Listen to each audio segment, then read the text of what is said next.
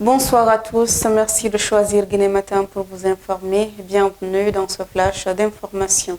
En détention depuis le 27 septembre 2022, le capitaine Moussa Dadis Camara vient de recouvrer sa liberté. Le président de la transition guinéenne de 2009 purgeait une peine de 20 ans de prison à la maison centrale de Conakry.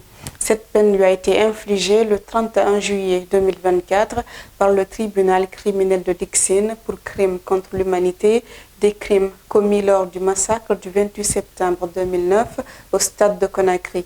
Sa libération suscite assez de réactions au sein de l'opinion. Maître Lancine Silla, un des avocats de la défense dans ce dossier du 28 septembre, estime que cette grâce accordée à Dadis Camara met fin à la procédure d'appel dans cette affaire.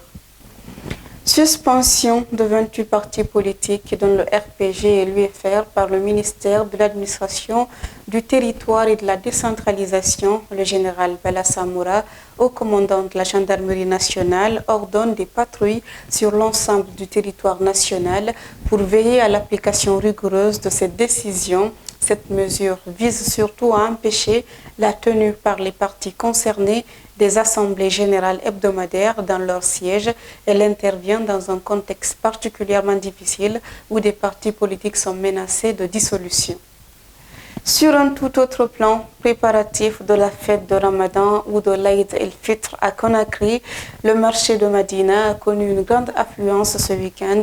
De nombreux citoyens désiraient se faire des achats pour cette fête marquant la fin du mois de Ramadan. Se bousculent dans les ruelles du plus grand marché de la capitale guinéenne, mais beaucoup d'entre eux se plaignent de la cherté des prix des articles comme les habits, les chaussures et autres en cette période de vache maigre pour les Guinéens.